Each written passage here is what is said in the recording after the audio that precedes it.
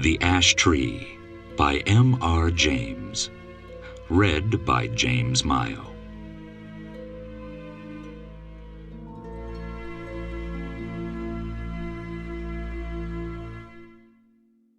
Everyone who has travelled over eastern England knows the smaller country houses with which it is studded, the rather dark little buildings, usually in the Italian style, surrounded with parks of some 80 to 100 acres. For me they have always had a very strong attraction, with the grey paling of split oak, the noble trees, the meres with their reed beds, and the line of distant woods. Then I like the pillared portico, perhaps stuck on to a red brick Queen Anne house, which has been faced with stucco to bring it into line with the Grecian taste of the end of the 18th century. The hall inside, going up to the roof, which hall ought always to be provided with a gallery and a small organ. I like the library, too, where you may find anything from a Psalter of the 13th century to a Shakespeare quarto. I like the pictures, of course, and perhaps most of all, I like fancying what life in such a house was when it was first built, and in the piping times of landlord's prosperity. And not least now, when, if money is not so plentiful, taste is more varied and life quite as interesting.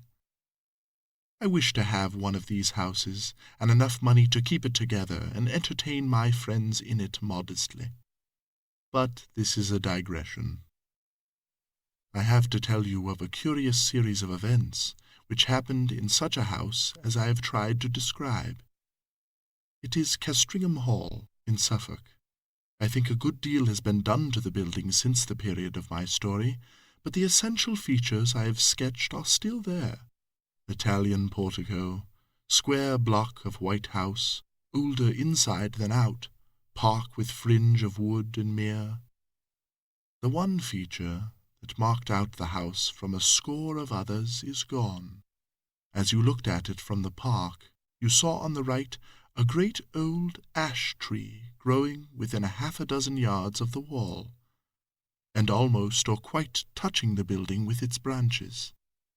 I suppose it had stood there ever since Castringham ceased to be a fortified place, and since the moat was filled in, and the Elizabethan dwelling-house built.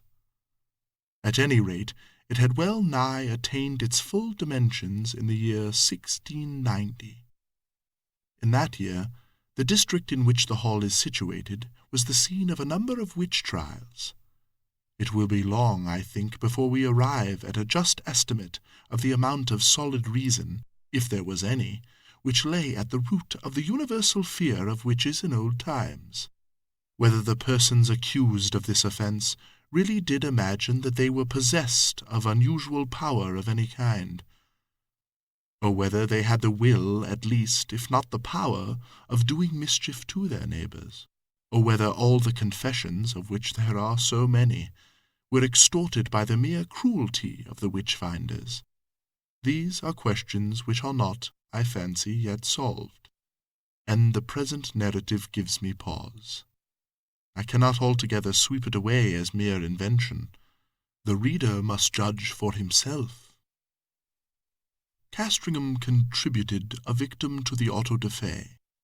Mrs. Mothersole was her name, and she differed from the ordinary run of village witches only in being rather better off, and in a more influential position. Efforts were made to save her by several reputable farmers of the parish. They did their best to testify to her character, and showed considerable anxiety as to the verdict of the jury. But what seems to have been fatal to the woman was the evidence of the then proprietor of Castringham Hall, Sir Matthew Fell. He deposed to having watched her on 3 different occasions from his window, at the full of the moon, gathering sprigs from the ash tree near my house. She had climbed into the branches, clad only in her shift, and was cutting off small twigs with a particularly curved knife, and as she did so, she seemed to be talking to herself. On each occasion Sir Matthew had done his best to capture the woman, but she had always taken alarm at some accidental noise he had made, and all he could see when he got down to the garden was a hare running across the path in the direction of the village. On the third night he had been at the pains to follow at his best speed, and had gone straight to Mrs. Mothersole's house, but he had had to wait a quarter of an hour battering at her door, and then she had come out very cross, and apparently very sleepy, as if just out of bed, and he had no good explanation to offer of his visit. Mainly on this evidence, though, there was much more of a less striking and unusual kind from other parishioners. Mrs. Mothersole was found guilty and condemned to die. She was hanged a week after the trial, with 5 or 6 more unhappy creatures, at Bury St. Edmunds. Sir Matthew Fell, then deputy sheriff, was present at the execution. It was a damp, drizzly March morning, when the cart made its way up the rough grass hill outside Northgate, where the gallows stood. The other victims were apathetic, or broken down with misery, but Mrs. Mothersole was, as in life so in death, of a very different temper. Her poisonous rage, as a reporter of the time puts it, did so work upon the bystanders, yea, even upon the hangman, that it was constantly affirmed of all that saw her that she presented the living aspect of a mad devil, yet she offered no resistance to the officers of the law.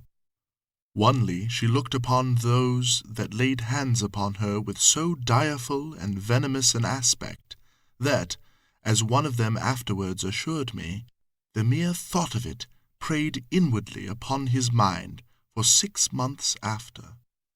However, all that she is reported to have said were the seemingly meaningless words, "There will be guests at the hall," which she repeated more than once in an undertone.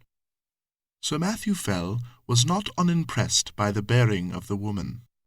He had some talk upon the matter with the vicar of his parish, with whom he travelled home after the assize business was over. His evidence at the trial had not been very willingly given.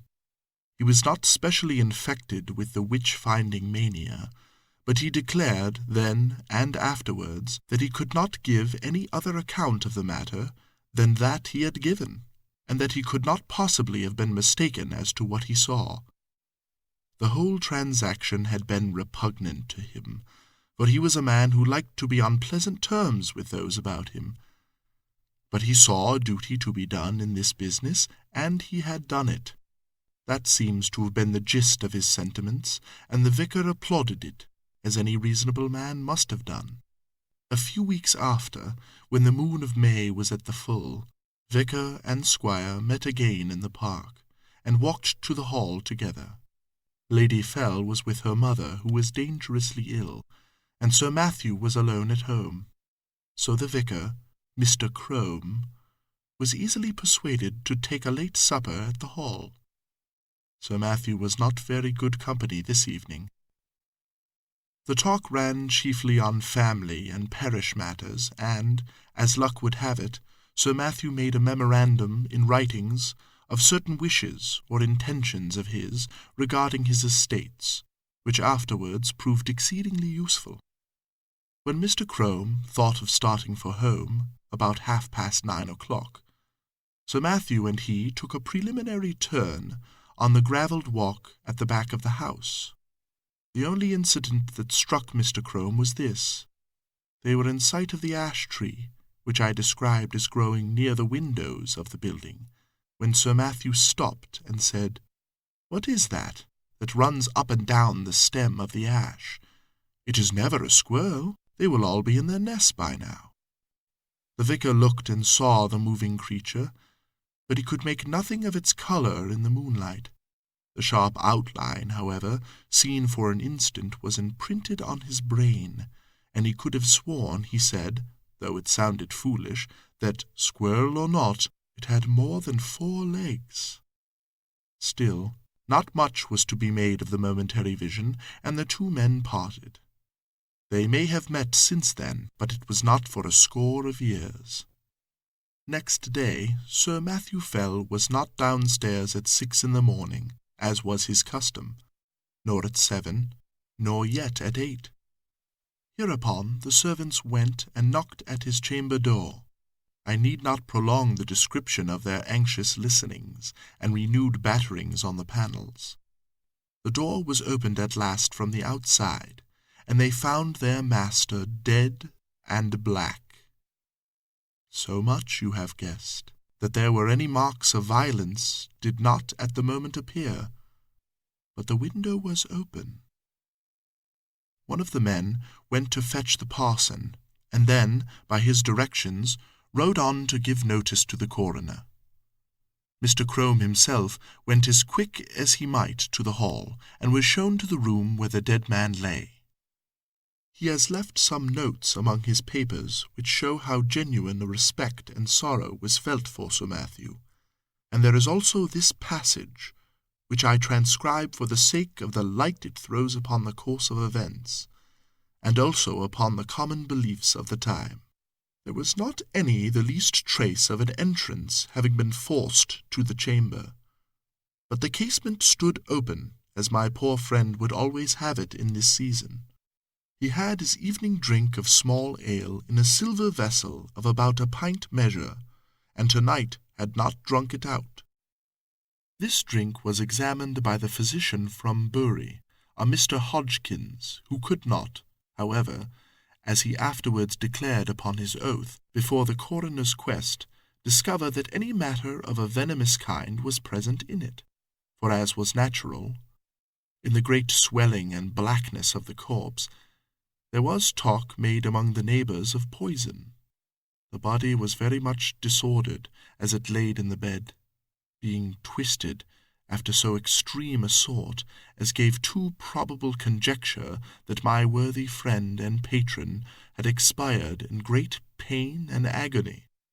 And what is as yet unexplained, and to myself the argument of some horrid and artful design in the perpetrators of this barbarous murder, was this, that the women which were entrusted with the laying out of the corpse and washing it, being both sad persons and very well respected in their mournful profession, came to me in a great pain and distress, both of mind and body, saying, what was indeed confirmed upon the first view, that they had no sooner touched the breast of the corpse with their naked hands than they were sensible of a more than ordinary violent smart and aching in their palms, which, with their whole forearms, in no long time swelled so immoderately, the pain still continuing, that, as afterwards proved, during many weeks they were forced to lay by the exercise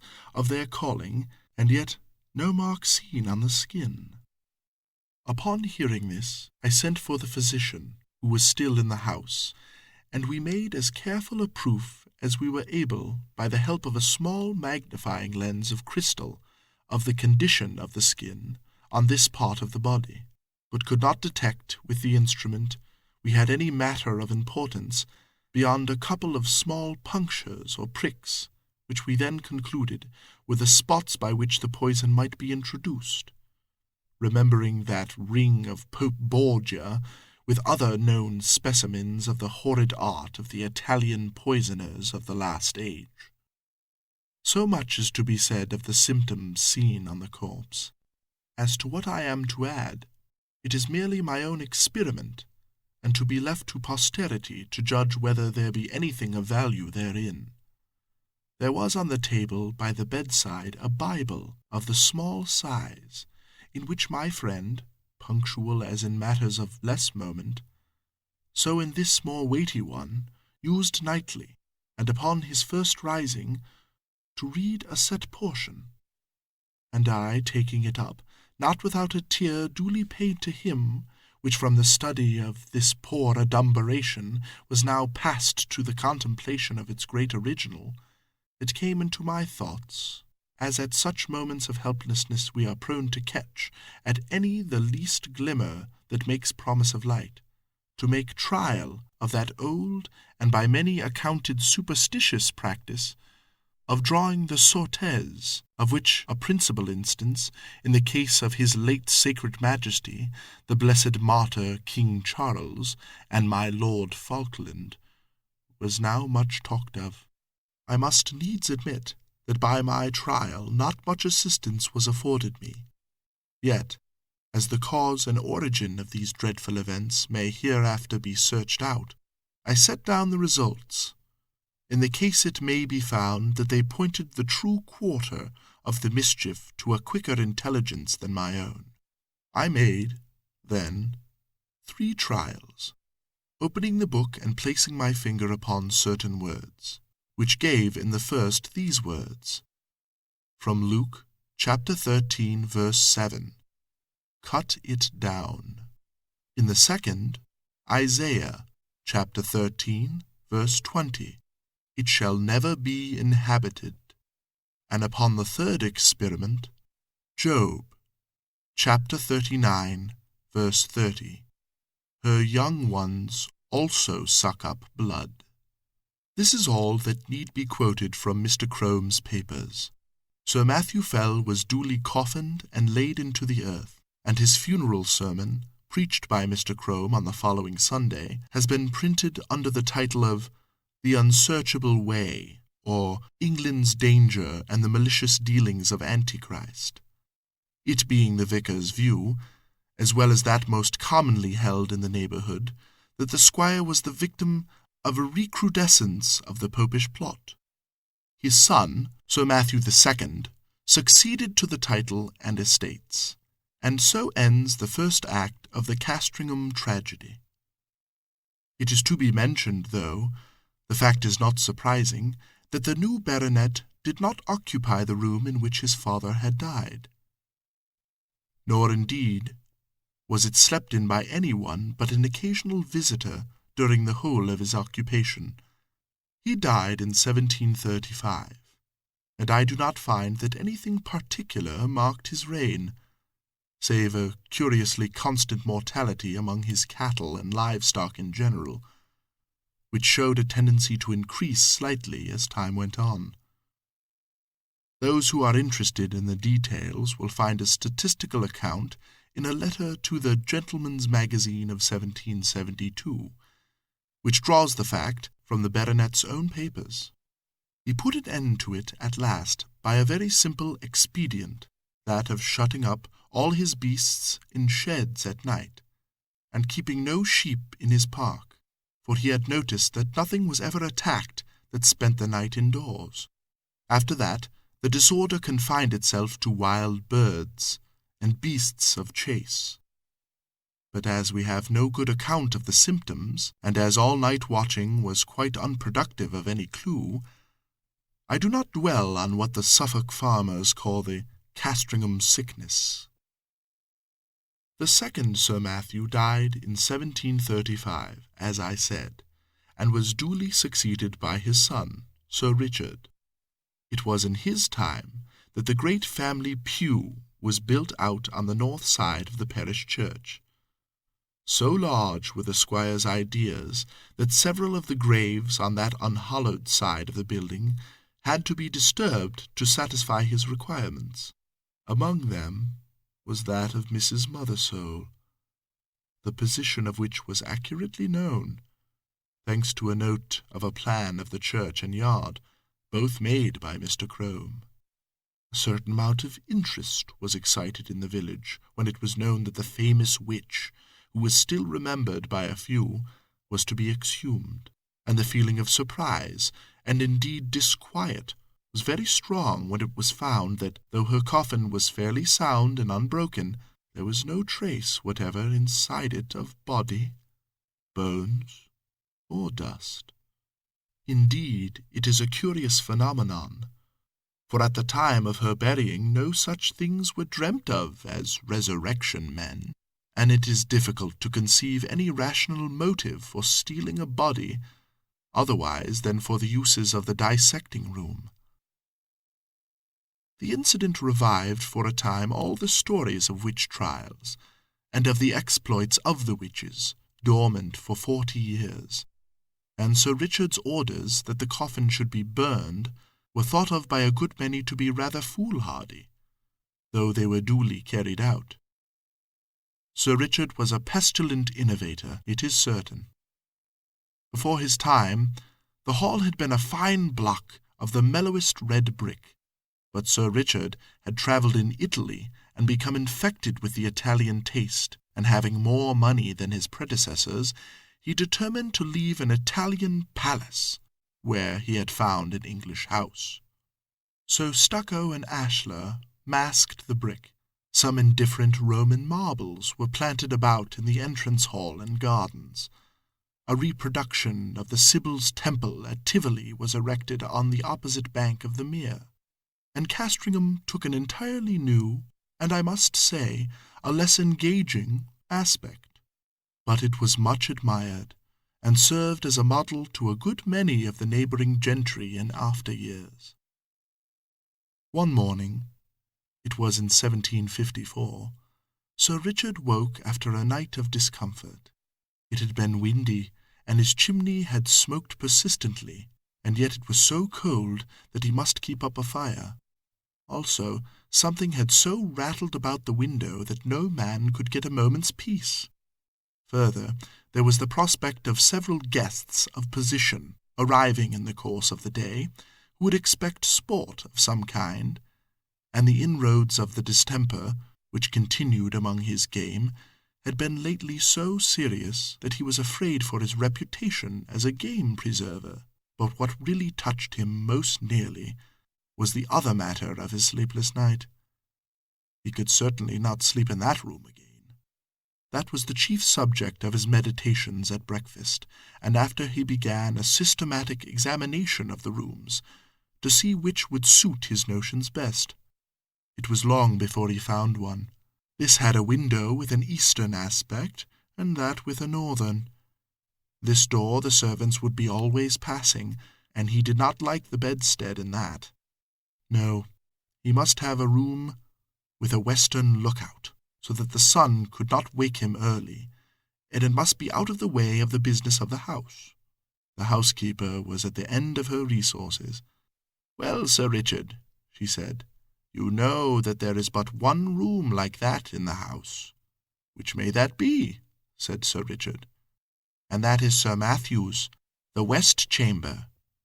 "Well, put me in there, for there I'll lie to-night," said her master. "Which way is it? Here, to be sure." And he hurried off. "Oh, Sir Richard, but no one has slept there these 40 years. The air has hardly been changed since Sir Matthew died there." Thus she spoke, and rustled after him. "Come, open the door, Mrs. Chiddock. I'll see the chamber at least." So it was opened, and indeed the smell was very close and earthy. Sir Richard crossed to the window, and impatiently, as was his wont, threw the shutters back, and flung open the casement. For this end of the house was one which the alterations had barely touched, grown up as it was with the great ash-tree, and being otherwise concealed from view. "Air it, Mrs. Chiddock, all to-day, and move my bed-furniture in the afternoon. Put the Bishop of Kilmore in my old room." "Pray, Sir Richard," said a new voice, breaking in on this speech, "might I have the favour of a moment's interview?" Sir Richard turned around and saw a man in black in the doorway, who bowed. "I must ask your indulgence for this intrusion, Sir Richard. You will, perhaps, hardly remember me. My name is William Crome, and my grandfather was vicar in your grandfather's time." "Well, sir," said Sir Richard, "the name of Crome is always a passport to Castringham. I am glad to renew a friendship of 2 generations' standing. In what can I serve you? For your hour of calling, and, if I do not mistake you, your bearing shows you to be in some haste." "That is no more than the truth, sir. I am riding from Norwich to Bury St. Edmunds, with what haste I can make, and I have called in on my way to leave you with some papers, which we have but just come upon in looking over what my grandfather left at his death. It is thought you may find some matters of family interest in them." "You are mighty obliging, Mr. Crome, and if you will be so good as to follow me to the parlour and drink a glass of wine, we will take a first look at these same papers together. And you, Mrs. Chiddock, as I said, be about airing this chamber. Yes, it is here my grandfather died. Yes, the tree perhaps does make the place a little dampish. No, I do not wish to listen to any more. Make no difficulties, I beg. You have your orders. Go. Will you follow me, sir?" They went to the study. The packet which young Mr. Crome had brought, he was then just become a Fellow of Clare Hall in Cambridge, I may say, and subsequently brought out a respectable edition of Polyaenus, contained among other things the notes which the old vicar had made upon the occasion of Sir Matthew Fell's death, and for the first time Sir Richard was confronted with the enigmatical sortes biblicae which you have heard. They amused him a good deal. "Well," he said, "my grandfather's Bible gave one prudent piece of advice. Cut it down. If that stands for the ash tree, he may rest assured I shall not neglect it. Such a nest of catarrhs and agues was never seen."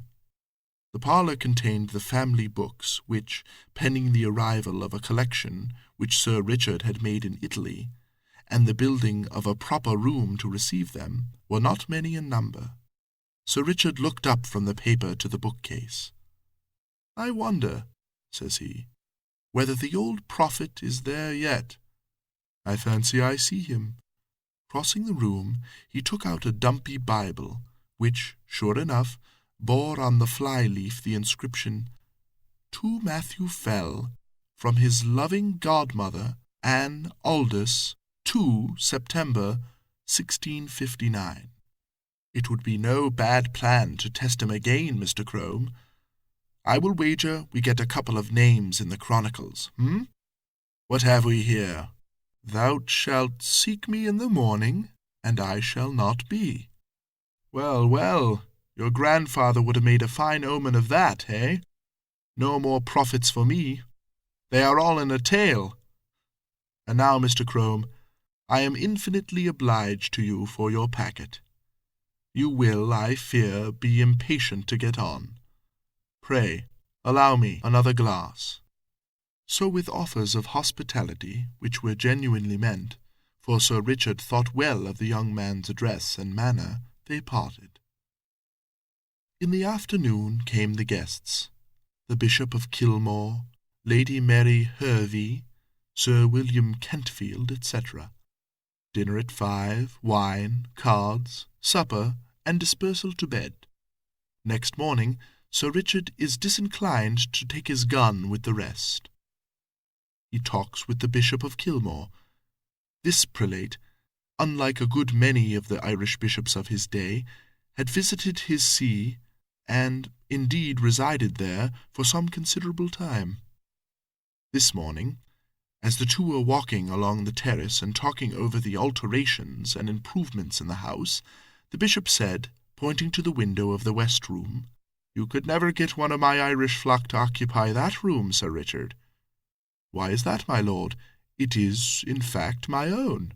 "Well, our Irish peasantry will always have it that it brings the worst of luck to sleep near an ash tree. And you have a fine growth of ash, not 2 yards from your chamber window. Perhaps," the bishop went on with a smile, "it has given you a touch of its quality already, for you do not seem, if I may say it, so much fresher for your night's rest as your friends would like to see you. That, or something else, it is true, cost me my sleep from 12 to 4, my lord. But the tree is to come down tomorrow, so I shall not hear much more from it. I applaud your determination. It can hardly be wholesome to have the air you breathe strained, as it were, through all the leafage. Your lordship is right there, I think, but I had not my window open last night. It was rather the noise that went on, no doubt from the twigs sweeping the glass, that kept me open-eyed. I think that can hardly be, Sir Richard. Here, you see it from this point. None of these nearest branches even can touch your casement, unless there were a gale, and there was none of that last night. They missed the panes by a foot." "No, sir, true. What, then, will it be, I wonder, that scratched and rustled so? Ay, and covered the dust on my sill with lines and marks. At last they agreed that the rats must have come up through the ivy. That was the bishop's idea, and Sir Richard jumped at it. So the day passed quietly, and night came, and the party dispersed to their rooms, and wished Sir Richard a better night.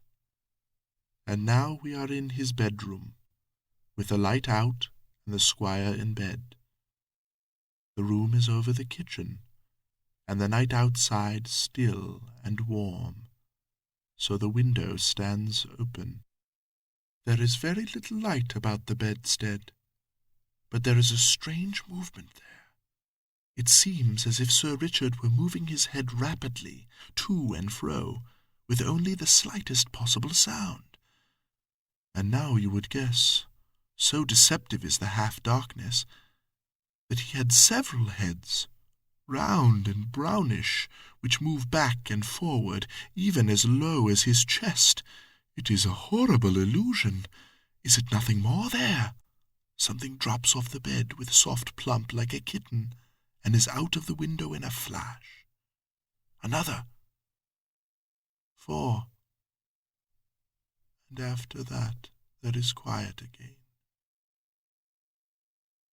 Thou shalt seek me in the morning, and I shall not be. As with Sir Matthew, so with Sir Richard, dead and black in his bed. A pale and silent party of guests and servants gathered under the window when the news was known. Italian poisoners, popish emissaries, infected air, all these and more guesses were hazarded, and the Bishop of Kilmore looked at the tree, in the fork of whose lower boughs a white tomcat was crouching, looking down the hollow which years had gnawed in the trunk. It was watching something inside the tree with great interest. Suddenly it got up and craned over the hole. Then a bit of the edge on which it stood gave way, and it went slithering in. Everyone looked up at the noise of the fall.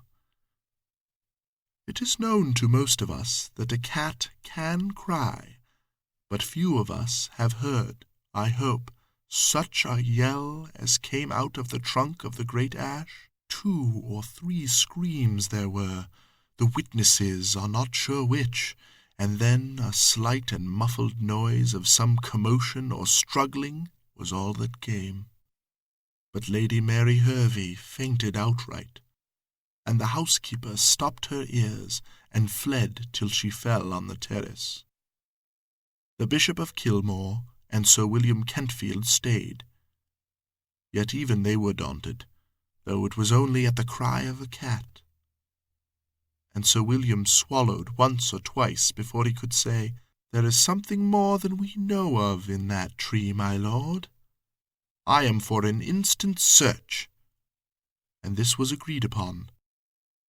A ladder was brought, and one of the gardeners went up, and, looking down the hollow, could detect nothing but a few dim indications of something moving. They got a lantern and let it down by a rope. "We must get at the bottom of this. My life upon it, my lord, but the secret of these terrible deaths is there." Up went the gardener again with the lantern, and led it down the hole cautiously. They saw the yellow light upon his face as he bent over, and saw his face struck with an incredulous terror and loathing before he cried out in a dreadful voice and fell back from the ladder, where, happily, he was caught by 2 of the men, letting the lantern fall inside the tree. He was in a dead faint, and it was some time before any word could be got from him. By then they had something else to look at. The lantern must have broken at the bottom, and the light in it caught upon dry leaves and rubbish that lay there. For in a few minutes a dense smoke began to come up, and then flame, and, to be short, the tree was in a blaze. The bystanders made a ring at some yards' distance, and Sir William and the bishop sent men to get what weapons and tools they could, for clearly whatever might be using the tree as its lair would be forced out by the fire. So it was. First, at the fork, they saw a round body covered with fire, the size of a man's head, appear very suddenly, then seem to collapse and fall back, this 5 or 6 times. Then a similar ball leapt into the air and fell on the grass, where after a moment it lay still. The bishop went as near as he dared to it, and saw what but the remains of an enormous spider, veinous and seared. And as the fire burned lower down, more terrible bodies like this began to break out from the trunk, and it was seen that these were covered with greyish hair.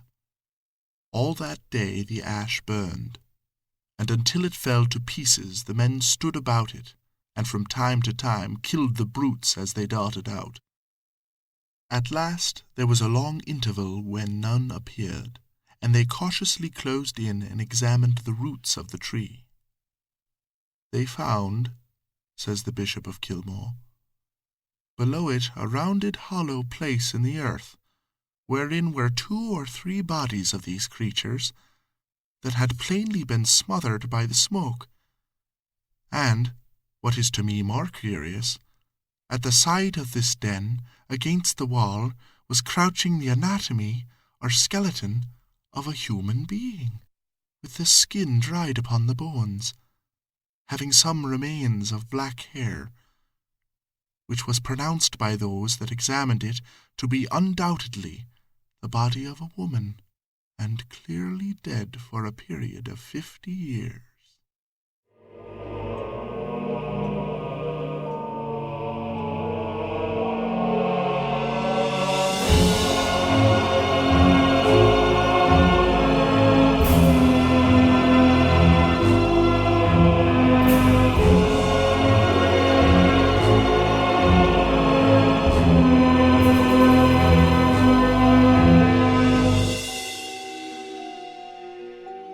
Midnight Shadows was read by Aaron Dark and James Mayo, and was introduced by David Duchesne.